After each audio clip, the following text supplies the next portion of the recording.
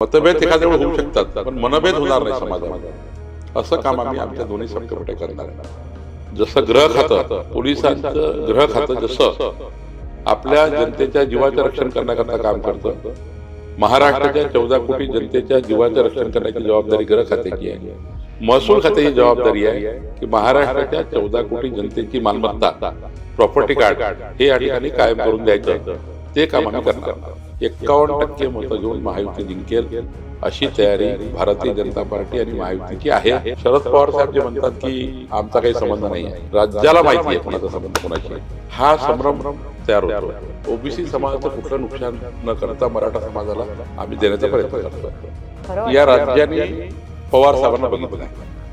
पवार साहेबांवर मी काही बोलावं एवढा मोठा मी नाही, परंतु एकीकडे ओबीसीचा असा एक समज झाला आहे की एकत्रित कसं आणून कुणाच्याही मनात वैमनस्य निर्माण होणार नाही. पुढच्या वर्षभरात आपण वन स्टेट वन रजिस्ट्री, म्हणजे पुण्यातली रजिस्ट्री मुंबईत करता येईल, मुंबईतली रजिस्ट्री पुण्यातनं करता येईल, नागपूरची रजिस्ट्री नाशिकवरनं करता येईल आणि फेसलेस तुमच्या आधार कार्डचाही फेस होता त्या ठिकाणी तुमच्या नोंदणीमध्ये त्या ठिकाणी टाकलं जाईल. तुम्हाला फेस देण्याची गरज नाही.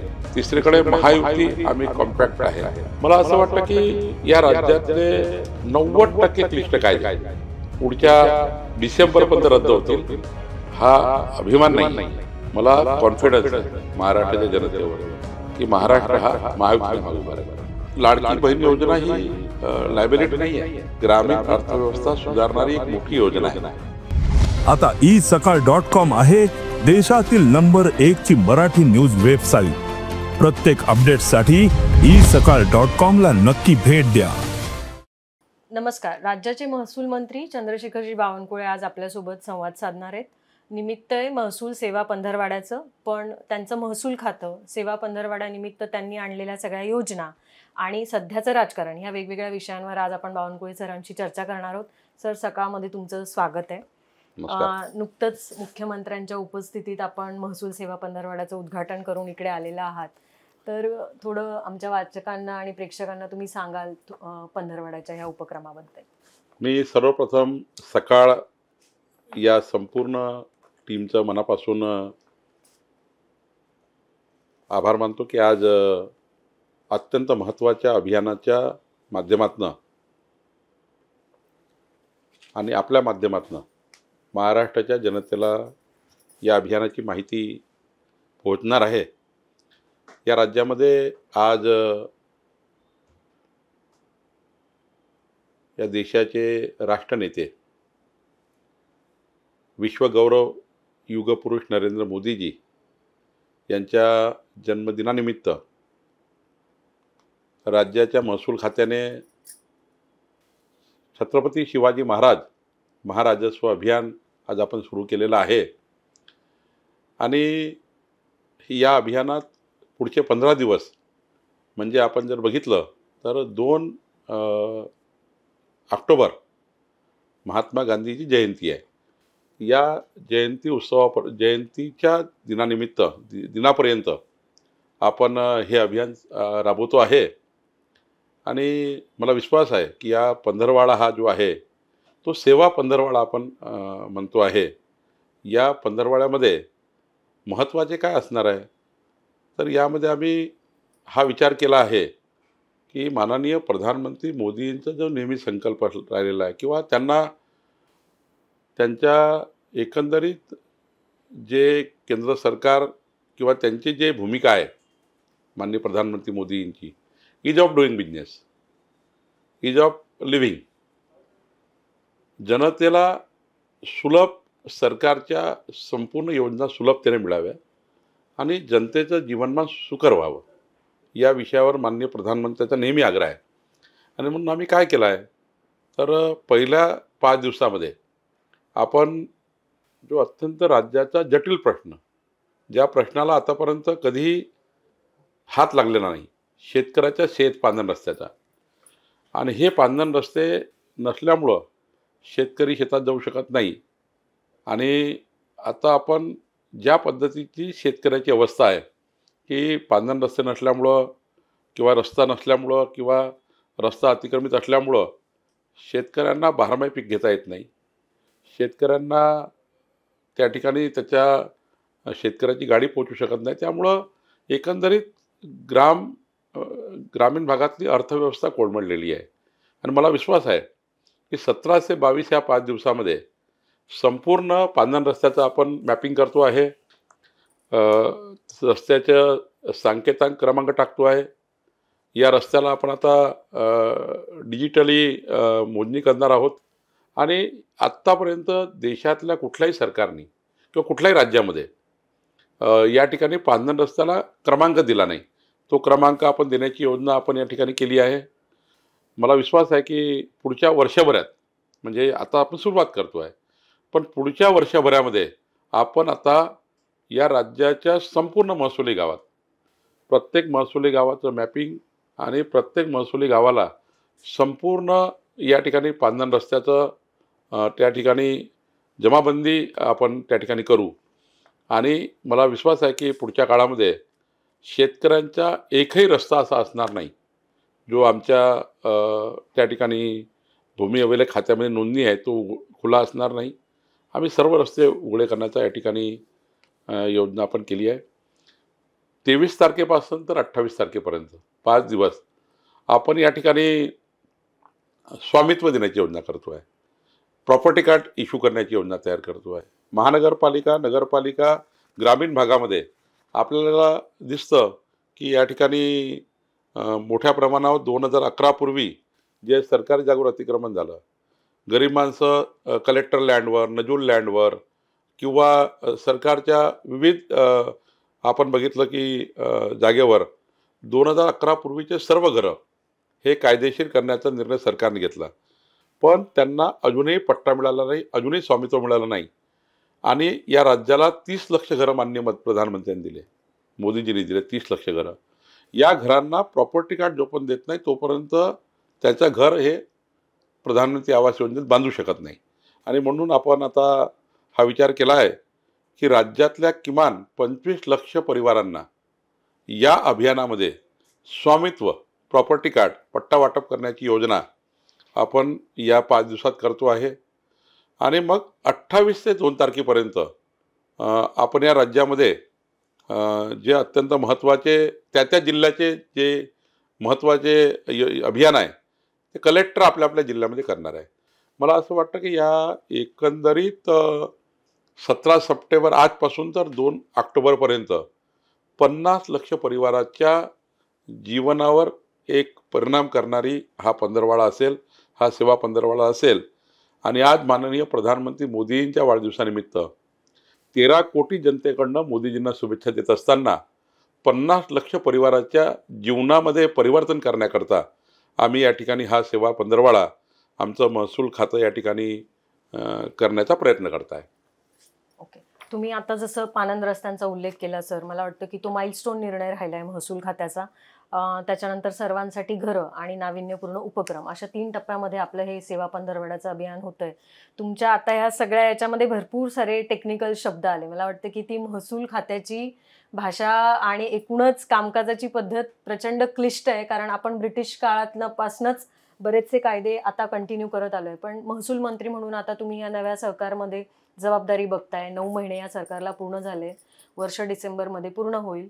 तर काय आणि नवीन कायद्यांमध्ये बदल किंवा महसूल खात्यातर्फे अजून आपल्या काय नाविन्यपूर्ण उपक्रम किंवा योजना येत्या काळात आम्हाला बघायला मिळतील किंवा यापूर्वी काही महत्त्वाचे निर्णय झाले असतील तर त्या? माननीय मुख्यमंत्र्यांनी आमच्या विभागीय आयुक्त आणि कलेक्टरची जेव्हा कॉन्फरन्स घेतली पुणेमध्ये आणि मग नागपूरमध्ये कॉन्फरन्स घेतली, त्यावेळी आम्ही एक टास्क दिला होता आमच्या कलेक्टर आणि आमच्या विभागीय आयुक्तांना की MLRC कोड ज्यावर महसूल खातं त्या ठिकाणी काम करतं, या MLRC कोडमध्ये काय सुधारणा करण्याची गरज आहे, प्लॅनिंग सेक्टरमध्ये नियोजनमध्ये काय सुधारणा करण्याची गरज आहे.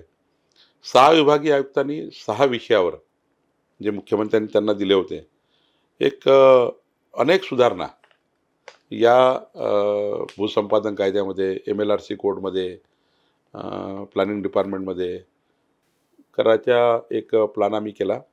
त्यामध्ये जे आता आमच्याकडे सूचना आल्या आहेत विभागीय आयुक्ताकडनं त्या सर्व सूचनाचं आम्ही संकलन करून पुढच्या महिन्याभरामध्ये या राज्यामध्ये जे कायदे क्लिष्ट आहे, ज्या कायद्याची आता गरज नाही आहे, ते कायदे निरस्त करून, जसं आपण उदाहरण देऊ, आम्ही तुकडाबंदी कायदा रद्द केला. म्हणजे शेतकऱ्यांना 1 गुंठेच्या खाली जर तुकडा करायचा असेल तर बंदी आहे. एखाद्या 8-10 लोक घरमालकांनी 1 गुंठा जमीन घेऊन जर प्लॉट पाडले तर बंदी आहे.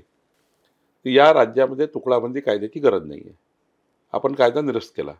त्यामुळे आता 50 लक्ष परिवारांना किमान 45-50 लक्ष परिवार असे आहेत ज्यांचा तुकडा पडला आहे, पण त्याचा खरेदी खत झाला नाही. खरेदी खत झाला नाही, तो ॲग्रीमेंटवर आहे. म्हणजे ॲग्रीमेंट झाला, खरेदी खत झाला नाही. त्यामुळे त्यांना त्यांचं स्वामित्व क्लिअर नाही, त्यांचं प्रॉपर्टी कार्ड नाही, त्यांचा 7/12 नाही. आता तुकडाबंदी कायदा रद्द झाल्यामुळं 45 लाख ते 50 लाख परिवाराचे डॉक्युमेंट रजिस्टर होणार आहे, त्यांची रजिस्ट्री होणार आहे, त्यांची नोंदणी होणार आहे. नोंदणी झाली की मोजणी होईल, मोजणी झाली की फेर होईल, त्या ठिकाणी त्याचा 7/12 तयार होईल आणि मग त्याला स्वामित्व मिळेल. या राज्यामध्ये जे फ्लॅट ओनर्स आहे, व्हर्टिकल 7/12 करता येत नाही.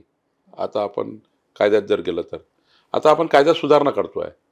एका प्लॉटवर एक बिल्डिंग उभी आहे, त्यावर जर एका प्लॉटवर 50 घरं जर बांधल्या गेले किंवा फ्लॅट बांधल्या गेले, त्यांना आपण व्हर्टिकल 7/12 व्हर्टिकल स्वामित्व देण्याची योजना आपण करतो आहे. नगरपालिकेमध्ये जर विचार केला तर नगरपालिकेचं पूर्ण मॅपिंग करून नक्षा स्कीममध्ये त्या प्रत्येक घराला आपण प्रॉपर्टी कार्ड देण्याची योजना आपण करतो आहे.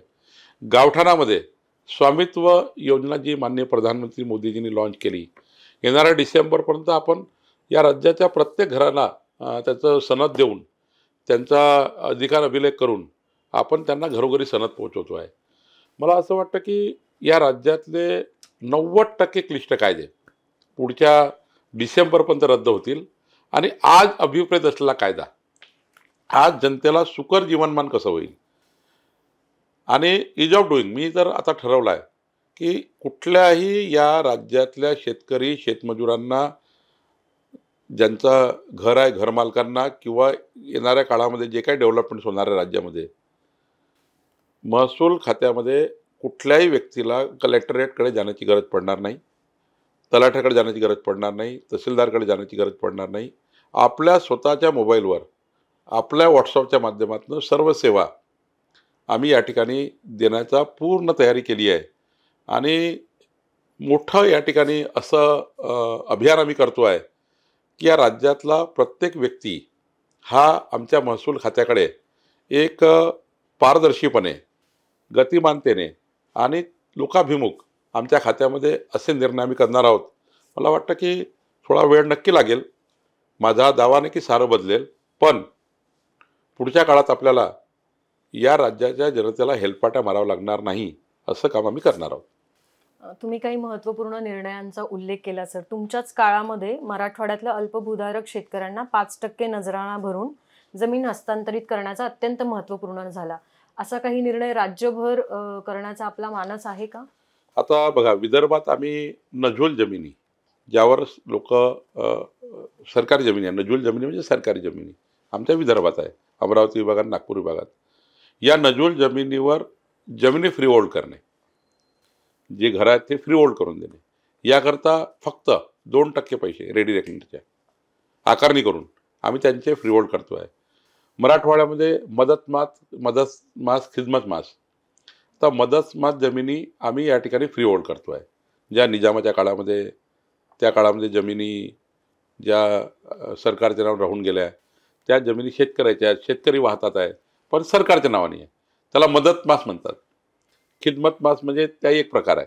या खिदमत मास, मदत मासमध्ये आम्ही निजामाच्या काळातल्या जमिनी फ्री होल्ड करण्याचाही मोठा कार्यक्रम या ठिकाणी करतो आहे, जेणेकरून शेतकरी मालक होतील. आता पश्चिम महाराष्ट्रामध्ये, कोकणामध्ये आणि थोडा उत्तर महाराष्ट्राचा काही भाग देवस्थान इनाम जमिनी आहेत. देवस्थान इनाम जमिनी शेतकऱ्याकडे ते आता ते होल्ड करतात आहे, पण त्या जमिनी देवस्थानच्या नावाने आहेत. शेतकरी वाहतो आहे, शेतकरी कसतो आहे, त्या सर्व जमिनी फ्री होल्ड करून त्या शेतकऱ्याला देणे आणि देवस्थानला काही उत्पन्न मिळावं म्हणून त्या शेतकऱ्यांनी, जसं आता विदर्भात 2% आम्ही आकारले, मराठवाड्यात 1% आकारला, तर रेडी रेकनरच्या आजच्या रेडी रेकनरच्या काही टक्के पैसे देवस्थानला द्यायचे.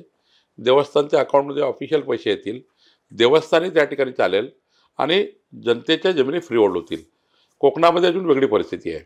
कोकणामध्ये जमिनी ज्या छोट्या छोट्या जमिनी आहे त्या वेगवेगळ्या नियमात कायद्यात फसलेल्या आहे. काही जमिनी तर खाजगी वनं दाखवलेल्या आहेत, म्हणजे फॉरेस्टमध्ये टाकून दिल्या आहेत. एक नोटीस काढली 1975 मध्ये, हजारो एकर जमिनी खाजगी वने लावून दिल्या.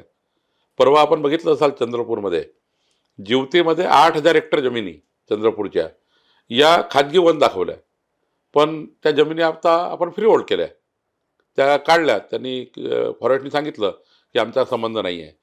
या राज्यामध्ये प्रत्येक व्यक्तीला त्यांची जी जमीन आहे, शेत जमीन आहे, ती टायटल क्लिअर असलं पाहिजे आणि या राज्यातल्या घरमालकाला त्यांच्याच घराचं टायटल क्लिअर असलं पाहिजे. ही जबाबदारी महसूल खात्याची आहे. जसं गृह खातं, पोलिसांचं गृह खातं जसं आपल्या जनतेच्या जीवाचं रक्षण करण्याकरता काम करतं, महाराष्ट्राच्या 14 कोटी जनतेच्या जीवाचं रक्षण करण्याची जबाबदारी गृह खात्याची आहे. महसूल खात्याची जबाबदारी आहे की महाराष्ट्राच्या 14 कोटी जनतेची मालमत्ता, प्रॉपर्टी कार्ड हे या ठिकाणी कायम करून द्यायचं, ते काम आम्ही करणार आहोत. तुम्ही खूप लोकाभिमुख कारभाराबद्दल बोलताय. मगाशी तुमच्या बोलण्यामध्ये पारदर्शकता, गतिमानता आणि मला वाटतं की ते सरकारचं आपलं ब्रीदवाक्य पण आहे. महसूल तसं खूप ट्रेडिशनल विभाग राहिलेला आहे आणि कार्यपद्धती पण आपली तशी बऱ्यापैकी ट्रेडिशनल आहे. तुम्ही रिफॉर्म्सबद्दल आता बोललात. टेक्नॉलॉजी आणि या सगळ्याचा वापर करून आणि काही वेगळे उपक्रम करण्याचा आपला काही मानस आहे का? बघा, आता तुम्हाला मी नोंदणी महानिरीक्षककडे घेऊन जातो, नोंदणी विभागाकडे. काय परिस्थिती नोंदणी विभागाची आहे की आज नोंदणीला लोक जाताना तिथे ऑफिसमध्ये अत्यंत वाईट परिस्थिती त्या ऑफिसची आहे. पण आता राज्यामध्ये आपण आता 1 डिस्ट्रिक्ट 1 रजिस्ट्रेशन, जिल्ह्यातल्या कुठल्याही ऑफिसमध्ये जाऊन कुठलीही रजिस्ट्री करता येते.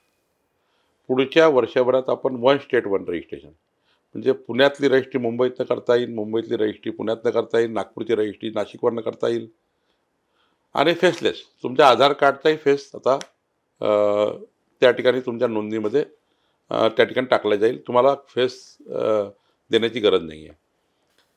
आपल्या भूमी अभिलेख खात्यात जर विचार केला तर आपण मोठ्या प्रमाणावर संपूर्ण भूमी अभिलेखच्या मुद्रांक शुल्काच्या साऱ्या सेवा, एकही सेवा अशी असणार नाही जे ऑनलाईन राहणार नाही. आपण आता तर बघा की पासपोर्टसारखे कार्यालय हे नोंदणी विभागाचे आपण 60 ठिकाणी करतो आहे राज्यामध्ये.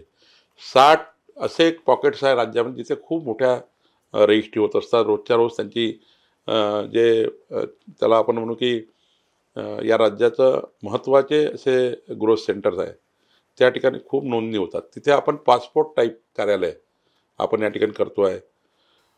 राज्यामध्ये आमचं जे कलेक्टरेट आहे, या कलेक्टरेटमध्ये ज्या 1100 सेवा चालतात संपूर्ण 48 विभागाच्या, या 1100 सेवा हमी कायद्यामध्ये आपण आणतो आहे.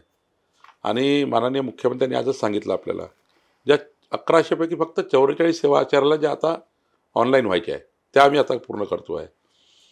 तर आज माननीय मुख्यमंत्र्यांनी आमच्या खात्यामध्ये, महसूल खात्यामध्ये संपूर्ण सेवा ऑनलाईन करण्याचा निर्णय घेतला. महसूल खात्याने तो स्वीकारला आणि मी विश्वासाने सांगतो की ई भूप्रमाण अशा अनेक योजना आहेत. आता याच्यामध्ये 40-50 सेवा आहेत ज्या आम्ही आता ऑनलाईन आणि डिजिटल करतो आहे. मला असं वाटतं की जसं आता आपण विचार केला की मोजणी करणारे अधिकारी आमच्याकडे कमी आहे, आता आम्ही कायद्यात बदल करतो आहे की प्रायव्हेट मोजणीदारसुद्धा आता आमच्या खात्यामध्ये प्रायव्हेट एजन्सीचा मोजणीदार येऊन आपल्याला मोजणी करून देईल. त्यावर आमचं भूमी अभिलेख खातं त्याला ऑफिशियल समजेल, अधिकृत समजेल. मोठ्या प्रमाणावर प्रायव्हेट लोकांनाही त्या ठिकाणी आम्ही संधी देतो आहे. मला असं वाटतं की पुढच्या काळामध्ये 3 विभाग म्हणजे नोंदणी महानिरीक्षक, जमाबंदी आयुक्त आणि कलेक्टरेट आणि शेती महामंडळ हे सर्व विभाग महसूल खात्याचे सर्व सेवा ऑनलाईन करण्याचा प्रयत्न करत आहे. तुम्ही सर मगाशी उत्तर देताना म्हणजे मला जे जाणवलं ते थोडक्यात मांडते की महाराष्ट्र खूप डायव्हर्स आहे. म्हणजे कोकणातले प्रश्न वेगळे आहेत, विदर्भातले प्रश्न वेगळे आहेत, मराठवाड्यात वेगळे आहेत, पश्चिम महाराष्ट्रात वेगळे आहेत, आपले 6 रेव्हेन्यू विभाग आहेत.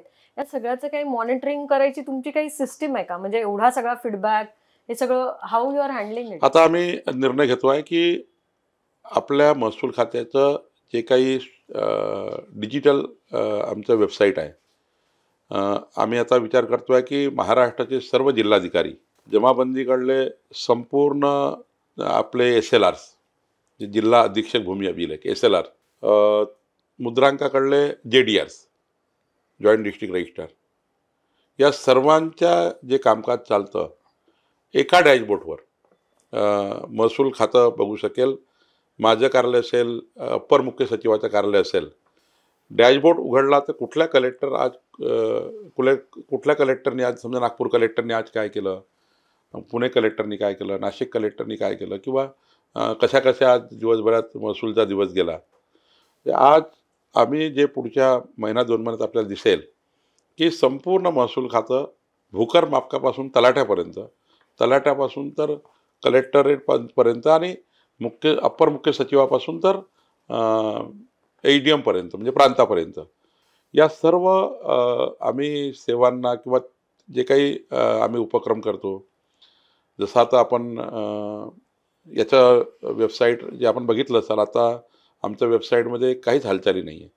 पण आता पुढच्या काळामध्ये आम्ही जे या ठिकाणी पुढं जातो आहे, मला विश्वास आहे की पुढच्या 2-3 महिन्यामध्ये संपूर्ण कामकाज एका क्लिक बटनवर राज्याचं बघता येईल, इतकं मॉनिटरिंग सिस्टीम या राज्यामध्ये तयार होईल असं मला दिसतं आहे. त्याची तयारी आम्ही केली आहे. त्याचं लवकरच आम्ही उद्घाटन करू. नक्कीच खूप पारदर्शक आणि गतिमान कारभाराची सर आम्हालाही अपेक्षाच आहे. आता राजकारणी समोर बसलाय आणि त्याला फक्त खात्याबद्दलच प्रश्न विचारून कसं चालेल? आता तुम्ही आमच्यात आवडीत आहेत तर आपण थोडे राजकीय प्रश्नांकडे वळूयात. महसूल, तुम्ही याच्या आधी भाजपचे प्रदेशाध्यक्ष राहिलेले आहात. मला वाटतं सगळ्यात जास्त यश अलीकडच्या काळामध्ये भाजपने राजकीय यश संपादन केलं. संघटनेचा मोठा विस्तार झाला. तुम्ही सर्वाधिक प्रवास ह्या काळामध्ये केला. आता महसूल खात्याचं म्हणून तुम्ही अतिशय सविस्तर आम्हाला सगळी माहिती दिली. नुकतीच OBC आरक्षणाच्या उपसमितीचे अध्यक्ष म्हणून आपली नेमणूक झाली आहे. जरांगेंचं आंदोलन आपण मुंबईपर्यंत गेलेलं पाहिलं. त्यानिमित्ताने खूप मराठा, OBC, राजकीय आरक्षण, शिक्षणातलं आरक्षण, एकूणच आरक्षणाची चर्चा एका वेगळ्या दिशेने चालली आहे. अशा पार्श्वभूमीवर जेव्हा सरकार OBC उपसमितीचा निर्णय घेते, मी टिपिकल कोण काय म्हणाला ह्या वादात जाणार नाही, पण आत्ता समितीसमोरची प्रमुख उद्दिष्ट किंवा तुमचं अजेंडा काय? OBC कॅबिनेट सब कमिटी जी तयार झाली, त्या समितीसमोर, या कॅबिनेट जी सब कमिटी आहे, सब कमिटीसमोर राज्यातल्या 18 पगड जाती, 12 बोलतेदार, 353 जातीचा जो OBC समाज आहे, या समाजामध्ये एक प्रकारचं कन्फ्युजन निर्माण करण्याचं काम अपोजिशन किंवा इतर माध्यमातून होतं आहे. एकीकडे OBCचा असा एक समज झाला आहे की आमच्या हक्काचं काही जातं आहे का, आमच्या हक्काचं काही मराठा समाजाला जातं आहे का, हा संभ्रम तयार होतो आहे. आणि आम्ही OBC समाजाचं कुठलं नुकसान न करता मराठा समाजाला आम्ही देण्याचा प्रयत्न करतो आहे. मराठा समाजाचं सामाजिक आर्थिक मागासलेपण तपासण्याचा विषय असो, की मराठा समाजाला आरक्षण देण्याचा विषय असो, किंवा मराठा समाजाकरता सारथीचा निर्णय असो, जसे निर्णय मराठा समाजाकरता झाले, अण्णासाहेब पाटील महामंडळाचे निर्णय झाले. एकीकडे असं होत असताना, जरांगेचं आंदोलन होत असताना OBC समाज इनसेक्युअर्ड होतो आहे का, असं त्या ठिकाणी लोकांचा संभ्रम निर्माण करण्याचं काम करतायत. त्यावेळी मात्र मराठा समाजाचं त्यांचा हक्क कायम ठेवून OBC समाजाचं कुठलंही नुकसान होत नाही आहे, हे आमच्या सब कमिटीला जेव्हा आढळलं, तेव्हा आम्ही आपली बाजू चांगल्या पद्धतीने OBC समाजामध्ये गेली पाहिजे. आणि केवळ बाजूच मांडणार नाही, तर माननीय प्रधानमंत्री मोदीजींनी देश स्वातंत्र्यानंतर पहिल्यांदा असा निर्णय झाला की OBC समाजाच्या आयोगाला संविधानिक दर्जा मिळाला. आणि संविधानिक दर्जा मिळाल्यानंतर केंद्र सरकारच्या माध्यमातून ज्या योजना OBC करता आहे, त्या योजनाचं नीट मॉनिटरिंग, योजना OBC समाजापर्यंत पोहोचतात का, याचं कॅबिनेट सब कमिटीचं काम आहे. केंद्रात आज OBC समाजाकरता खूप मोठ्या प्रमाणावर योजना तयार झाल्या. दुसरीकडे माननीय देवेंद्र फडणवीसजींनी OBC समाजाकरता महाराष्ट्रात OBC मंत्रालय तयार केलं, महाज्योती आली. या मंत्रालयाच्या माध्यमातून जे काही बजेट आहे त्या बजेटमधून जाणाऱ्या योजना आहे त्या योग्य पद्धतीने पोहोचतात का, याचे मॉनिटरिंग आमचं सब कमिटी करणार आहे. तिसरा महत्त्वाचा की ओबीसी समाजाला राज्य मागास आयोगाने जो दर्जा दिला ज्या ज्या समाजाला, त्या प्रत्येक समाजाचे जे महामंडळ तयार झाले, सब महामंडळ तयार झाले, उपमहामंडळ तयार झाले, जवळपास 22 महामंडळ तयार झाले, त्याला आपण उपमहामंडळ म्हणतो. कुंभार समाजाकरता वेगळं झालं, अनेक समाजाकरता झाले. त्या महामंडळाला काहीतरी बजेट मिळालं पाहिजे. त्या महामंडळावर त्या ठिकाणी त्या त्या समाजाचे राज्यस्तरीय काम करणारे, सामाजिक काम करणाऱ्या नेतृत्वाला संधी दिली पाहिजे. याचं एक नीट नियोजन करणे आणि या 18 पगड जाती 12 बलुतेदार ओबीसी समाजाला शासनाने, महाराष्ट्र शासनाने केलेली प्रत्येक योजना ही समाजापर्यंत नीट पोहोचवणे. आणि दुसरा जो सामाजिक तेढ निर्माण करण्याचा काही लोक प्रयत्न करतात, जसं आता मराठा समाजाकरता एक GR काढला, त्या GRमध्ये स्पष्ट आहे की तुम्हाला मराठा कुणबी किंवा कुणबी मराठा हे डॉक्युमेंट असल्याशिवाय तुमची तहसीलदार किंवा प्रांत नोंद म्हणजे कास्टसाठी इश्यूज करणार नाही. पण त्या ठिकाणी काही संभ्रम निर्माण झाला. आम्ही आज ओबीसी सब कमिटीने, मराठा सब कमिटीने घेतलेल्या निर्णयाचं स्पष्टीकरण केलं की जो निर्णय घेतला तो कुठल्याही ओबीसी समाजाच्या कुठल्याही आरक्षणाला बाधा न आणणार आहे. आणि मी विश्वासाने सांगतो की आमची ओबीसी सब कमिटी ही काही मराठा सब कमिटी किंवा मराठा समाजाला जे काही मिळतात त्यात कुठेही आमच्या लोडबोड करायचा काही प्रश्न नाही आहे. आम्ही आमची सब कमिटी हे मात्र ओबीसी समाजाच्या योजनांना पुरेपूर त्या ठिकाणी मदत करण्याचं काम करू आणि कुणालाही त्या ठिकाणी चुकीच्या पद्धतीने ओबीसीमध्ये येता येणार नाही. जे पात्र लोक आहेत, म्हणजे आता पात्र जे ओबीसी राज्य मागास आयोगाने म्हटलं आहे कुठला समाज पात्र आहे, त्या समाजाला मात्र ओबीसीमध्ये स्थान देण्याचं काम आमची सब कमिटी करणार आहे. त्यामुळं हे जे मराठा ओबीसी वगैरे जे राज्यामध्ये वेगळ्या पद्धतीने नेण्याचा प्रयत्न करतायत, हे सुद्धा आमच्या दोन्ही सब कमिट्या या दोन्ही समाजाला एकत्रित कसं आणून कुणाच्याही मनात वैमनस्य निर्माण होणार नाही. मतभेद एखाद्या वेळ होऊ शकतात पण मनभेद होणार नाही समाजामध्ये, असं काम आम्ही आमच्या दोन्ही सब कमिट्या करणार आहे. तुम्ही नुकतंच संभ्रमाबद्दल बोललात. कालच शरद पवारांनी आपल्या नाशिकच्या मेळाव्यामध्ये असं वक्तव्य केलं की मराठा समाजाविरोधात मराठा समाजाचं जे काही आंदोलन जरांगेंनी चालवलं याच्याशी आमचा काडी मात्र संबंध नाही. आता तुम्ही ओबीसी उपसमितीचे अध्यक्ष म्हणून तुमची सविस्तर भूमिका मांडली. पवारांच्या या विधानाकडे तुम्ही कसं बघता? खरं या राज्याने पवार साहेबांना बघितलं आहे. पवार साहेबावर मी काय बोलावं एवढा मोठा मी नाही आहे, परंतु जेव्हा पवार साहेब एखादी गोष्ट नाही म्हणतात ती हो असते आणि जेव्हा पवार साहेब शरद पवार साहेब एखादी गोष्ट हो म्हणतात ती नाही असते. या राज्य बघतायत, कोणी आंधळे नाही आहेत.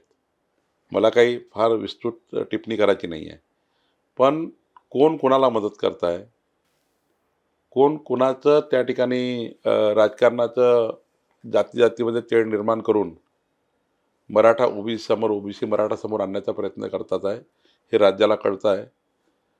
शरद पवार साहेबांनी थोडं जर बघितलं, मला वाटतं की हे जे काही आज रस्त्यावर लोक येत आहे या महाराष्ट्रामध्ये, ओबीसी रस्त्यावर समजा आला आहे किंवा मराठा समाज रस्त्यावर आला आहे, हे कुणाचं पाप आहे? 40 वर्षापर्यंत तुम्ही सत्तेमध्ये होता, तेव्हा तुम्ही हा जर विचार केला असता की मराठा समाजाला योग्य न्याय मिळाला पाहिजे, ओबीसीला योग्य न्याय मिळाला पाहिजे, का मराठा समाजाला न्याय दिला नाही 40 वर्ष? का देवेंद्र फडणवीस सरकार यावं लागलं? देवेंद्र फडणवीस सरकारला सामाजिक आर्थिक सर्वेक्षण करावं लागलं. मराठा समाजाकरता स्पेशली त्या ठिकाणी आरक्षणाचा निर्णय घ्यावा लागला. या राज्यामध्ये, या देशामध्ये आणि राज्यामध्ये EWSचा निर्णय झाला. का तुम्ही नाही केला? कोण आणताय समोरासमोर ओबीसींना आणि मराठ्यांना? आज ओबीसी समाजामध्ये का अनरेस्ट आहे? ओबीसी समाजाकरता का मंत्रालय झालं नाही? का तुम्ही आतापर्यंत लक्ष दिलं नाही? खरं तर आज जो समाज पेटला आहे याकरता देवेंद्र फडणवीस सरकार जबाबदार नाही आहे. उलट देवेंद्र फडणवीस सरकारने, आमच्या देवेंद्रजींनी ओबीसी आणि मराठा आणि या राज्यातले SC ST असेल सर्व समाजाला समान न्याय देण्याचा प्रयत्न केला. पण मात्र पूर्व राजकारणी शरद पवार साहेबांनी त्यांच्या काळात कधी हा जर समाज समोर येत असताना किंवा हा समाज समोर येणार नाही अशी दूरदृष्टी ठेवून काही निर्णय घेतले असते तर मला वाटतं की हे राजकीय आज ज्या सामाजिक आणि राजकीय परिस्थिती निर्माण झाली ही झाली नसती, शरद पवार साहेब जे म्हणतात की आमचा काही संबंध नाही आहे, राज्याला माहिती आहे कोणाचा संबंध कोणाशी आहे. पवारांबद्दल बोललोय त्यामुळे ठाकरेंचा प्रश्न ओघाने येणारच. दोन्ही ठाकरे बंधूंच्या एकत्र येण्याबद्दल सध्या म्हणजे माध्यमांमधनं किंवा एकूणच विशेषतः मुंबईच्या राजकारणाला लक्ष ठेवून खूप चर्चा आहे. काल भाजपचा महाविजय संकल्प मेळावा मुंबईत पार पडला. भाजप आणि तुम्ही एक व्यक्तिगत राजकारणी म्हणून ह्या ठाकरेंच्या एकत्र येण्याकडे किंवा एकूणच मुंबई आणि ठाकरे या समीकरणाकडे आजच्या घडीला कसं बघताय? मी यापूर्वीच सांगितलं आहे की राजसाहेब आणि उद्धवजी हे एकत्र येणे महाराष्ट्राच्या संस्कृती संस्कार परंपरेला शोभण्यालायक आहे. वेगळे कशामुळे झाले? राजकारणाकरता झाले. या महाराष्ट्राने बघितलं आहे. दोन भाऊ वेगळे का झाले? राजकारणाकरता वेगळे झाले. एकत्र काय येत आहे? राजकारणाकरता एकत्र येत आहे. त्यांनी राजकारणाकरता एकत्र यावं, त्यांनी पारिवारिकी एकत्र यावं, सणासुदीमध्ये लग्न कार्यामध्ये एकत्र यावं, अशा आमच्या शुभेच्छा आहे. आता राहिला प्रश्न यांच्यामुळे काही फरक पडणार आहे का? तर भारतीय जनता पार्टी 1,51,00,000 सदस्य संख्या असलेली पार्टी आहे. 1,51,00,000 घरामध्ये मेंबरशिप आमच्या पक्षाची आहे. 1,51,00,000 मेंबरशिप म्हणजे किमान 4 लोक मतदार एका घरी असतात. 4.5 कोटी लोकांपर्यंत आमचा पक्ष पोहोचला आहे ऑफिशियली. मतदार वेगळे. या राज्यामध्ये 1 लाख ॲक्टिव्ह मेंबरशिप असणारी पार्टी आहे. 1222 मंडळामध्ये तालुके आम्ही ज्याला म्हणतो, 1222 तालुके आमचे आयडेंटिफाईड. 100 बूथचा एक तालुका आमचं गठीत झाले आहे पक्ष. आमची तालुका कार्यकारिणी झाली आहे. 80 जिल्हे आमचे पक्षाचे आहेत. 80 जिल्ह्यामध्ये भाजपाचं जिल्हा गठन झालं आहे. आणि बघा तुम्ही, जेव्हा मी अध्यक्ष होतो त्यावेळी महायुतीला एकनाथ शिंदेजी, अजितदादा, देवेंद्रजीच्या नेतृत्वामध्ये प्रधानमंत्री मोदीजीवर विश्वास ठेवून जनतेने महाराष्ट्रामध्ये 3,17,00,000 मतं महायुतीला दिले. 51.78% मतांनी महायुती निवडून आली. आणि आता आमचं जे सरकार आहे केंद्रातलं, मोदींचा जन्मदिवस आज आहे, आणि राज्याचं देवेंद्र फडणवीस सरकार, एकनाथ शिंदे आणि अजितदादाचं सरकार, ज्या पद्धतीचं डेव्हलपमेंट आम्ही हाती घेतलं आहे, मुंबईपासून गडचिरोलीपर्यंत, पुण्यापासून तर नंदुरबारपर्यंत, इकडे विकासाला आमचं सरकार चालना देत आहे. मुंबईचा चेहरामोहरा बदलत आहे, सेम नंदुरबारही बदलत आहे, सेम गडचिरोली बदलत आहे. इकडे विकासाची पार्श्वभूमी असणारं आमचं सरकार आहे. दुसरीकडे संघटन शक्ती प्रचंड मजबूतीनं आम्ही समोर नेतो आहे. तिसरीकडे महायुती आम्ही कॉम्पॅक्ट आहे. थोडे मोठे मतभेद आहेत, मनभेद नाही आहेत. आमची महायुती आपल्याला सांगतो, ठाकरे बंधू एकत्र आले, सोबत शरद पवार जरी जोडले, सोबत काँग्रेसचे सारे नेते एकत्र आले, अजून देशातल्या सर्व पार्ट्या एकत्र आल्या, तरी 51% मतं घेऊन महायुती जिंकेल अशी तयारी भारतीय जनता पार्टी आणि महायुतीची आहे. येणाऱ्या स्थानिक स्वराज्य संस्थेमध्ये मुंबईमध्ये आत्तापर्यंत जो विजय झाला नाही, जसं विधानसभेमध्ये आम्हाला 288 पैकी 237 जागा मिळाल्या. मी आपल्याला आवर्जून सांगेल, या राज्यातले सर्व नगराध्यक्ष, नगरपालिकेचे सर्व जिल्हा परिषदचे अध्यक्ष, सर्व महानगर, पुणे असेल, नागपूर असेल, संभाजीनगर असेल, मुंबई असेल, आत्तापर्यंत जेवढं मोठं यश या राज्यामध्ये जे मिळालं नाही ते यश महाराष्ट्रामध्ये आमच्या महायुतीला मिळेल. हा अभिमान नाही आहे, मला कॉन्फिडन्स आहे महाराष्ट्राच्या जनतेवर की महाराष्ट्र हा महायुतीच्या मागे उभा राहील. त्यानिमित्ताने कार्यकर्त्यांसाठी काही मेसेज द्यायचा आहे आपल्याला स्थानिक स्वराज्य संस्थेच्या निवडणुकीत? मी एवढंच सांगेल की माननीय पंतप्रधान नरेंद्र मोदीजींनी विकसित भारताचा संकल्प केला. संपूर्ण जग मोदींच्या मागे उभं झालं. युगपुरुष, विश्वगौरव असा उल्लेखही करता येईल मोदीजींचा. तो काही अतिशयोक्ती होणार नाही. आपण बघितलं असाल की जगातल्या कुठल्या परिस्थितीमध्ये आज भारताला साथ मिळाली, आणि मागचे 11 वर्ष मोदींचे हे 140 कोटी भारतीयाच्या गरीब कल्याण आणि गरीब कल्याणाच्या योजनामध्ये किती मोठ्या प्रमाणात मदत झाली आहे. एकीकडे मोदींच्या केंद्रातलं सरकार आणि राज्यातलं आमचं सरकार, या दोन्ही सरकारनी केलेलं काम आमच्या संघटनेच्या माध्यमातून समाजाच्या शेवटच्या व्यक्तीला पोहोचवण्याचं कार्य आमची संघटना करते आहे. आणि मला विश्वास आहे की आमची संघटना जे 1,00,000 ॲक्टिव्ह मेंबरशिप असलेली पार्टी आहे, 1,00,000 कार्यकर्ते रोज त्या ठिकाणी आमच्या पार्टीचं काम, जसं आमचं आता हे सुरू आहे महसूल खात्याचा सेवा पंधरवडा, तसा भाजपाचा सेवा पंधरवडा सुरू आहे. भाजपा 1,00,000 ॲक्टिव्ह मेंबरशिप जी आमची आहे, 1,00,000 कार्यकर्ते आज गावागावात जाऊन मग रक्तदान शिबिर करतायत, त्या ठिकाणी मोठ्या प्रमाणावर रुग्णसेवेचं काम करतायत, मोठ्या प्रमाणावर स्वच्छता अभियान करतायत, वृक्षारोपणाचं कार्य करतायत. रोज भाजपाचा 1,00,000 कार्यकर्ता हा फील्डवर आहे. त्यामुळे मला असं वाटतं की जी संघटन शक्ती आमच्याकडे आहे त्या संघटन शक्तीच्या भरोशावर आम्ही या ठिकाणी पुढे जाऊ. मोदीजीच्या सरकारच्या, महाराष्ट्र सरकारच्या सर्व योजना समाजाच्या शेवटच्या माणसापर्यंत पोहोचवल्या आहे तर लोक मत देतात, मला विश्वास आहे. आणि विकासाच्या बाजूने महाराष्ट्र आहे. हे क्षणिक आहे जे सुरू आहे की ओबीसी इकडे, मराठा इकडं, तिकडं वेगवेगळ्या समाजाचं जरी या ठिकाणी काही वितुष्ट निर्माण करण्याचा विरोधक प्रयत्न करत असला तरी मतदानात एवढी मात्र विकासाला मत हे दिलं जातं. आणि तुम्हाला असंही माहिती आहे की जेव्हा केंद्र सरकार, राज्य सरकार, भारतीय जनता पार्टी महायुतीची आहे, तर जी स्थानिक स्वराज्य संस्थेचं मूळ आहे ते नेहमीच सरकारच्या बाजूने असतं. कारण त्यांना माहिती असतं की केंद्रात सरकार महायुतीचं, मोदींचं सरकार, राज्यात देवेंद्र फडणवीस सरकार, एकनाथ शिंदे, अजित पवारांचं सरकार, हे सरकारच आम्हाला विकासाकडे नेऊ शकतं. त्यामुळं कॉन्फिडन्स असतो की स्थानिक स्वराज्य संस्था हे आम्ही जिंकणार आहोत. संघटन शक्तीच्या आधारावर तुम्ही स्थानिक स्वराज्य संस्था जिंकण्याचा विश्वास व्यक्त केला, पण काँग्रेस सातत्याने, विशेषतः राहुल गांधी जे काँग्रेसचे नेते, ते सातत्याने वोट चोरीचा आरोप भाजपवर केंद्रापासून आपल्या कामठी मतदारसंघापर्यंत करताय. ह्याबद्दल काय सांगाल? खरं तर राहुल गांधीबद्दल आता इतके मोठे नेते आहेत त्याबद्दल मी बोलू नये, पण बुद्धिभ्रंश झालेला लीडर म्हणून मी राहुल गांधीला सांगेल. राहुल गांधीची तुलना अशी करेल, ते विरोधक आहे म्हणून सांगणार नाही.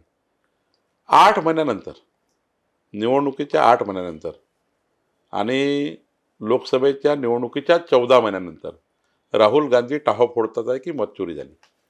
कामठी मतदारसंघ जे ते सांगतात आहे, राहुल गांधींनी कामठीच्या मतदारसंघाचा उल्लेख केला. त्यांच्या महाराष्ट्रस्तरीय नेत्यांनी कामठीमध्ये मोर्चा काढला. त्यांना मी सांगितलं की 2004 मी पहिल्यांदा निवडून आलो, 58,000 मतं घेऊन निवडून आलो. काँग्रेस 30,000 मागे होती. 2009 मी निवडून आलो 95,000 मतं घेऊन, काँग्रेस 32,000 मागे होती. 2014 मी निवडून आलो 1,31,000 मतं घेऊन, 41,000 मतांनी काँग्रेस मागे होती. मग 2019 मी निवडणूक लढलो नाही, आमचे सहकारी लढले, टेकचंद सावरकर, 1,11,000 मतं, तेव्हाही 30,000 काँग्रेस मागे. आता मी पुन्हा 2024ची निवडणूक लढलो, मला 1,75,000 मतं आहे, आताही 40,000 काँग्रेस मागे आहे. आणि दुसरं महत्त्वाचं काय, जिथे वोट चोरीचा आरोप लावतात त्या कामठी शहरात जिथे मोर्चा काढला, राज्यस्तरीय मोर्चा काढला किंवा राज्यस्तरीय त्यांनी आंदोलन केलं, ज्या शहरात ते आंदोलन करतात आहे त्या शहरामध्ये 95 बूथ आहे. 95 बूथपैकी 75 बूथवर काँग्रेस समोर आहे. त्या शहरामध्ये 18,000 मतांनी काँग्रेस समोर आहे, मी 18,000 मतांनी मागे आहेत. मग वोट चोरी, आता आपण हे म्हणायचं का की काँग्रेसने वोट चोरी केली त्या शहरामध्ये? म्हणजे जेव्हा जेव्हा काँग्रेस पार्टी निवडणूक हारली तेव्हा मशीन खराब झाली, वोट चोरी झाली आणि 60-60 वर्ष त्यात इलेक्शन कमिशननी तुमच्या पारदर्शी निवडणुकीत तुम्ही विजयी झाले. मग जर वोट चोरी झाली असती तर मग लोकसभेत झाली असती. लोकसभेत तुम्ही 31 जागा कशी निवडून आले? शेवटी अपयश जे आहे ना ते लपवत आहेत. राहुल गांधीचा चेहरा कायम राहावा, त्यांचं नेतृत्व हे कायम राहावं याकरता एक नरेटिव्ह तयार करण्याचं काम की राहुल गांधी बरोबर आहे, वोट चोरी झाली आहे, म्हणजे आपलं नेतृत्व टिकून ठेवणे याकरता धडपड करतायत. आणि काँग्रेस पार्टीचे कार्यकर्ते त्यांना सोडून आमच्या महायुतीकडे येऊ नये याकरता कार्यकर्त्यांना स्टॅबिलिटी देण्याकरता, बघा वोट चोरी झाली आहे, पुढच्या निवडणुकीत आपल्याला ते वोट परत मिळतील, असा एक छोटा एक नरेटिव्ह, खोटा नरेटिव्ह आणि एक विश्वास कार्यकर्त्यांना देऊन त्यांना थांबवण्याचा प्रयत्न करतात आहे, बाकी काही नाही आहे. मला वाटतं ज्या जनतेने रांगेत लागून माझ्यासारख्या कार्यकर्त्याला निवडून दिला आहे त्या जनतेचा, त्या मतदाराचा अपमान करण्याचं काम काँग्रेस पार्टी करताय. काँग्रेस पार्टी जर सुधारली नाही तर यापेक्षाही वाईट परिस्थिती काँग्रेसची होईल. कारण काँग्रेस पार्टी जर व्होट चोरी झाली हा आरोप करून जर जिवंत राहण्याचा प्रयत्न करत असेल तर त्यांचं भविष्य त्यानेच बघावं. विरोधकांकडनं अजून एक आरोप सातत्याने होतोय, तो म्हणजे राज्यावर वाढणारा कर्जाचा बोझा. आणि त्याचं श्रेय हे जास्त करून लाडक्या बहीण योजनेला दिलं गेलेलं आहे. तुमच्याकडे तिजोरीच्या चाव्या आहेत, तुम्ही महसूल मंत्री आहात. काय नेमकी राज्याच्या महसुलाची परिस्थिती आहे आज? मी आपल्याला संभ्रम निर्माण करणार सांगणार नाही, पण एक नक्की सांगेल की माननीय एकनाथ शिंदे जी मुख्यमंत्री असताना देवेंद्रजी अजित पवार साहेबांनी लाडकी बहीण योजना जेव्हा लॉन्च केली तेव्हा ग्रामीण अर्थव्यवस्थेला एक मजबूत करण्याचं काम या योजनेतून झालं. जेव्हा हा पैसा आमच्या लाडक्या बहिणीला गेला तेव्हा ग्रामीण भागातला छोट्या छोट्या गावातलं शॉप्स असतील, कपड्याचं दुकान असेल, किराणा दुकान असेल, त्यातून एक गावाची स्टॅबिलिटी तयार झाली. तिथून मग अर्थव्यवस्था सुधारणा सुरू झाली. त्यातून मग GST आलं. म्हणजे लाडकी बहीण योजना ही लायबिलिटी नाही आहे, ग्रामीण अर्थव्यवस्था सुधारणारी एक मोठी योजना आहे. त्यातनं फार काही पैशाचा अपयोग होत नाही आहे, उलट मार्केटची स्थिती ही मजबूत होते आहे. आमच्या लाडक्या बहिणी जेव्हा हे पैसा घेऊन जेव्हा मार्केटमध्ये जातात, त्यांच्या मुलाबाळाच्या शिक्षणाकरताही पैसे कामात येतात, तेव्हा ग्रामीण शिक्षणाची परिस्थिती मजबूत होतं. ग्रामीणमध्ये शिक्षणाची स्थिती आज पैशामुळे वाईट आहे. त्यांना ॲडमिशन मिळत नाही किंवा त्यांना ॲडमिशन करता येत नाही, ट्युशन लावता येत नाही. शिक्षणाला बूस्ट मिळाला, बाजारपेठेला बूस्ट मिळाला, शेतकऱ्याच्या शेतीमध्ये आमची लाडकी बहीण पैसे खर्च करायला लागली. सर्वात महत्त्वाचं आता मी बघितलं 50च्या वर शहरामध्ये लाडक्या बहिणीच्या कोऑपरेटिव्ह सोसायटी तयार झाल्या. आमच्या श्वेताताई महल्ले आहेत, आमदार आहेत बुलढाण्यामध्ये, त्यांनी तर लाडक्या बहिणीची कोऑपरेटिव्ह संस्था तयार केली. अशा वेगवेगळ्या ठिकाणी सहकारी संस्था तयार होत आहेत आमच्या लाडक्या बहिणीच्या, आणि लाडक्या बहिणीच्या लाभार्थीच त्या संस्थेचे पदाधिकारी आहेत किंवा त्यांचे मेंबर्स आहेत. आता या महिलांना जो मिळणारे 18,000 वर्षाचे आहेत, पुढे एखाद्या वेळेस ते सरकार वाढवेल, पण हे जे पैसे आहे हे का बँकेत जमा होतात आणि तिथनं ग्रामीण अर्थव्यवस्था मजबूत करण्याचं काम होतं. आणि मी तर म्हणेल लाडकी बहीण योजना ही केवळ हे खुश करणारी योजना नाही आहे, तर ग्रामीण अर्थव्यवस्थेला चालना देणारी, महाराष्ट्राच्या ग्रामीण भागातल्या जनतेला जे ग्रामीण भागाला स्टॅबिलिटी देणारी योजना आहे. राहिला बजेट, याचा बजेटवर जो भार आला तो भार म्हणजे पेलण्याची क्षमता महाराष्ट्रामध्ये आहे. महाराष्ट्र समृद्ध राज्य आहे आणि महाराष्ट्राचं कर्ज बघितलं ते लिमिटमध्ये आहे. महाराष्ट्राचं एकंदरीत बजेट बघितलं ते लिमिटमध्ये आहे. कुठल्याही बजेटच्या कुठल्याही योजनेवर यांनी फरक पडला नाही. आणि ते जेव्हा सरकार बजेट मांडतं तेव्हा ज्या ज्या योजनेकरता जो पैसा मिळाला आहे त्या योजनेला कुठेही कट लागला नाही आणि लावणार नाही सरकार. त्यामुळं आमचं GST डिपार्टमेंट असेल, आमचं उत्पादन शुल्क असेल, आमचं मुद्रांक असेल, आमचं महसूल खातं असेल, हे जे काही पैसा जमा करून सरकारला देईल तेवढ्या पैशामध्ये लाडकी बहीण योजना सुरू राहील आणि महाराष्ट्रामध्ये सर्व योजना सुरू राहतील. ही गोष्ट खरी आहे की जेव्हा एखादी मोठी योजना आपण चालू करतो तेव्हा एखादा थोडा ताण येतो, थोडी कसरत तयार होते. आपण जसं आपलं घर आहे, यावर्षी घरात लग्न झालं तर लग्नामुळे 1-2 वर्ष घरामध्ये थोडा स्टॅबिलिटी यायला वेळ लागतं. एखादा आपण आपल्या घरात कार्यक्रम झाला कुठला तरी, त्यात 2 पैसे जास्त खर्च झाले किंवा यावर्षी घर बांधकाम झालं आपल्या घरातलं, थोडा ताण परिवारावर येतो, पण तो ताण परमनंट नसतो, तो काही काळापुरता असतो.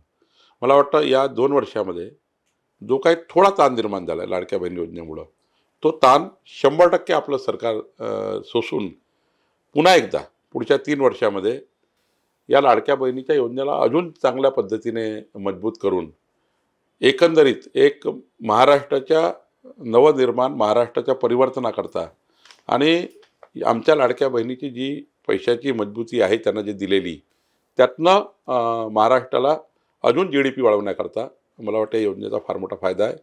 याचा काही बजेटला अडचण नाही, काही ताण नाही आहे, कुठल्या योजनेतला थांबणार नाही कुठली योजना, असं मला वाटतं. सर, आपण वेगवेगळ्या विषयांवर चर्चा केली. आज मोदीजींच्या वाढदिवसाच्या निमित्ताने महसूलचा सेवा पंधरवडा पण सुरू झालाय. एक ट्रेंड सध्या सोशल मीडियावर सुरू आहे, माय मोदी स्टोरी म्हणून. तर या निमित्ताने तुमचा मोदीजींबरोबरचा एखादा अनुभव आमच्या प्रेक्षकांना सांगाल? माननीय प्रधानमंत्री मोदीजी हे कुटुंबवत्सल आहे. जेव्हा मी आणि माझा परिवार मोदीजींना भेटायला गेलो, त्यांनी आम्हाला वेळ दिली. ती एक सदिच्छा भेट व्हावी अशी माझी खूप दिवसाची इच्छा होती. त्यांनी दिलेल्या 30 मिनिटाच्या वेळेत 15 मिनिट त्यांनी माझ्या मुलीचा मुलगा अधिराज त्याच्यासोबत घालवले आणि त्याला जवळ घेऊन 15 मिनिट त्याच्यासोबत संवाद करत राहिले. म्हणजे कौटुंबिक भेटीमधला 15 मिनिट छोट्या बाळासोबत मोदीजी होते आणि त्यांनी आणि मोदीजींनी त्या लहान बाळांनी अधिराजनी आणि मोदीजींनी केलेला संवाद अविस्मरणीय आणि किती कॉन्सन्ट्रेशन एकदम असं आपलं जसं आपण घरात नातवाशी आपण जसं इन्व्हॉल्व होतो तर मोदीजी त्यामध्ये इन्व्हॉल्व झाले होते. अधिराज त्यांच्यात इन्व्हॉल्व झाला होता. ही मोठी भेट मला वाटतं मोदीजींची आहे. हे होते राज्याचे महसूल मंत्री चंद्रशेखरजी बावनकुळे. सर, तुम्ही महसूल खात्यातल्या अनेक गोष्टी आम्हाला आमच्या प्रेक्षकांना उलगडून सांगितल्या. आज प्रचंड बिझी शेड्यूलमध्ये तुम्ही ह्या मुलाखतीसाठी वेळ दिला. मी सकाळच्या वतीने आपले मनपूर्वक आभार मानते. खूप खूप धन्यवाद. आपले सर्वांचे खूप खूप धन्यवाद. महाराष्ट्रातील सर्व बातम्यांचे विश्वासार्ह व्यासपीठ सकाळच्या सर्व सोशल मीडिया प्लॅटफॉर्मला लाईक, फॉलो आणि सबस्क्राईब करा.